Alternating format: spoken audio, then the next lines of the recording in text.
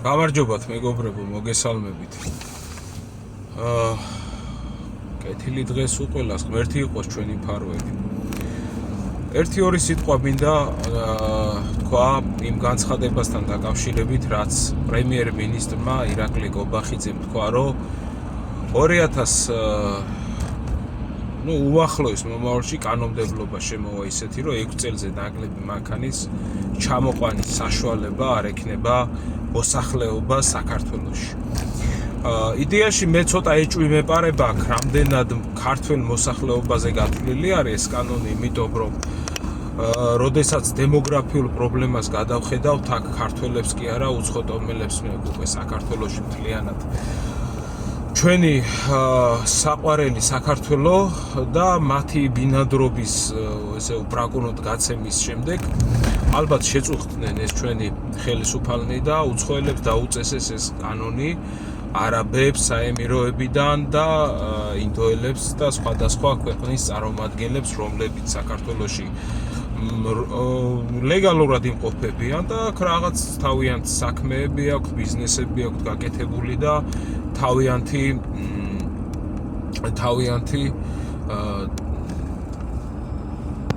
რაღაც თავიანთ საქმეს აკეთებენ. რომელ ადამიანს უნდა შესწევდეს იმის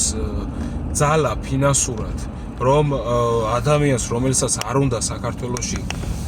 რავი, ნახმარი, ესე ვიტყვი, ჟარგონს გამოყენებული მანქანის ყიდვა და უნდა რომ ჩამოიყვანოს დაბალი მილით, დაბალი კილომეტრაჟით გარბენი მანქანები და იყიდოს და იმ მანქანით ისიამოვნოს. არის ეს მაგალითად კატეგორია მანქანების, რომლებიც იდეაში საერთოდ ძველი წლოვანების არის 2014-დან ან 12-დან ზევით,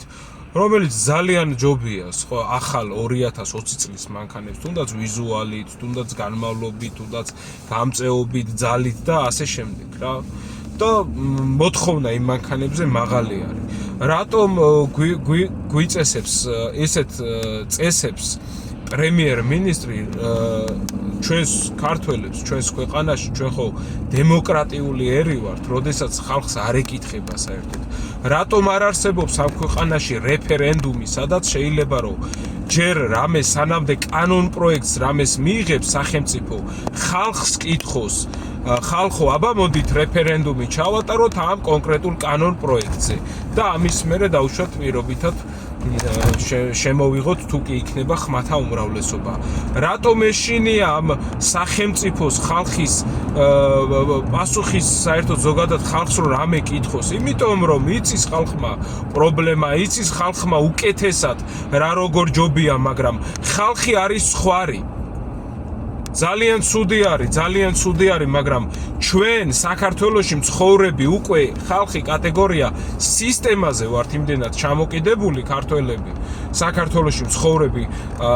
ადამიანები, ქართველები, რომ აღარ აგვაქვს უკვე ხმის ამოღების საშუალება, უფლება ყველა მხრიდან, რავი, ჩახერგილი გაქვს გზა, შენ თუ რამე ზედმეტ სიტყვი შეიძლება იქიდან გაგიშვან, შეიძლება რაღაცა თუ რამე პატარა საქმიანობას აკეთებ და ხმას თუ ამოიღებ ზედმეტად, შეიძლება იქ საერთოდ ფინანსური პოლიცია შემოგივარდეს და რაღაცები დაგაბრალოს და ასე შემდეგ და ასე შემდეგ. ანუ ეს ჩვენი ბრალია, მეგობრებო, პირველ რიგში იმის ბრალია, რომ დღემდე მოდის დაჭმა საქართველოში ერთმანეთზე, დღემდე გაურკვევლობა არის იმისა თუ საქართველოში ჩვენ ევროპა გვინდა, ამერიკა გვინდა თუ რუსეთი გვინდა თუ რაღაც აზია გვინდა, კიდე გაურკვევლობა არის. ვერ არის საქართველო ჩამოყალიბებული იმ პოზიციამდე, რომ საქართველოში გვინდა საქართველო. ჯერ მაგ დონემდე არა ვართ ხალხო შეგნებული, მისულები შეგნების დონემდე და რა ვიცი, მარტივიც არის ზუსტად მასეთი დაქსაქსული ხალხის მართვა და მარტივი არის ისეთი კანონები რომ შემოიღონ, რომ ხვალე შეიძლება ისეთი კანონი შემოგვაპარონ, რომ რაღაც შეიძლება ქურდობაზე პატარა რაღაც წვრილმან რაღაცაზე შეიძლება პირდაპირ დახრეტა იყოს აქ ადამიანების და რაღაცას ასწაული რაღაცეები. ხო, არ არსებულია, მაგრამ რავი, არაფერი არ არის გამორიცხული. იმდენად ვაკუუმში ვცხოვრობთ და იმდენად ჩვენ პრობლემებში ვართ ხალხი ჩაკეტილი რომ ესე ხდება ეს ჩვენ დაუშვით ჩვენ უშვებთ ხალხო ამ ყველაფერს რომ ესე გადაგვიარონ ესე დაგვაჯვან ბოდიში მომითხოვიან და დაგვასხან რომელ ადამიანს აქვს 2020 წლის მანქანის ყიდვის საშუალება მითხარით იმის მაგივრად რომ რაღაცა პროგრამები ჩართონ გააკეთონ ისეთი პროგრამები რომ დემოგრაფიულად ხალხი გაამრავლონ აქ საქართველოში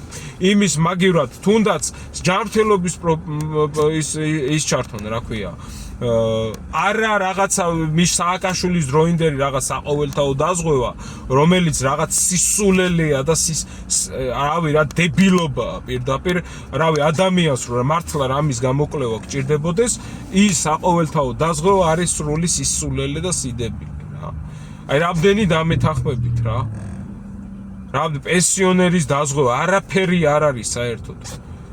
ხალხი წყდება რავი დახმარება ჭირდება ზოგს რაღაც კომპიუტერული ანტომოგრაფიები ჭირდება ზოგს რაღაცა სხვადასხვა ისეთი რთული გამოკვლევები ჭირდება რომელიც რაღაც ისეთ ფინანსებთანაა საშინელ ფინანსებთან არის დაკავშირებული არ არსებობს ბიჭო სახელმწიფო არაფერი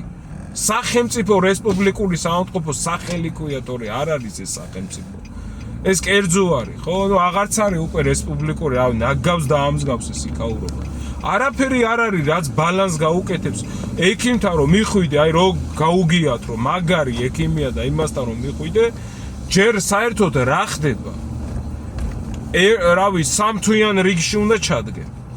თუ რიგში ვერ დგები და გადაუდებელი რაღაცა სასწაული გაქვს საერთოდ უნდა ეხვეწე ემუდარო და მე ის ექიმი მიგიღებს და იქიდან როგორი პასუხით გამოგიშვებს და საერთოდ თუ გამოგიკვლევს კიდე ეგეც საკითხავი არის ჯანმრთელობის პრობლემები ჯანმრთელ სადაზღვეო პრობლემები საქართველოში არ არსებობს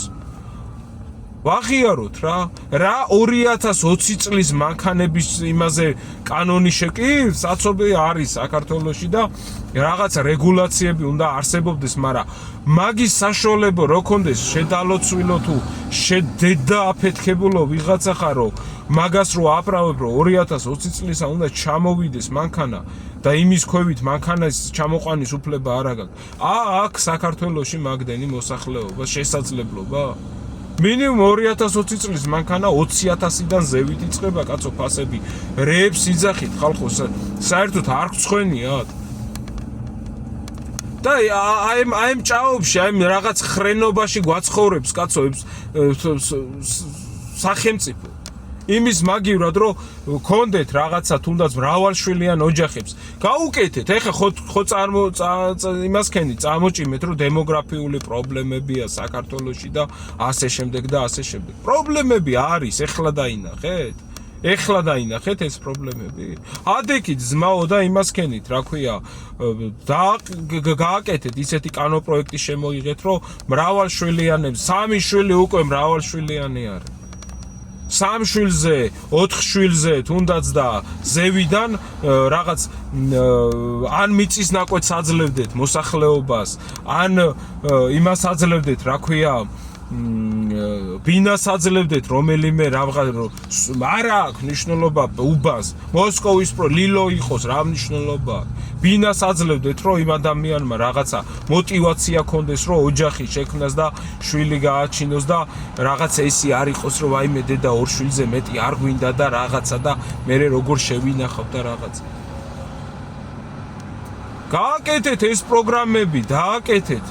გააკეთეთ ჯანდაცვის ისეთი პროგრამები რომ ხალხი ინტერნეტში კი არ უნდა იხვეწებოდეს შვილები რომ ეხოცება და უკვდებათ და ღმერთმა ყველა შვილს ყველა პატარას და ყველა ქართველს მისცეს რავით ღეგრძელობა და ყოველივე კარგი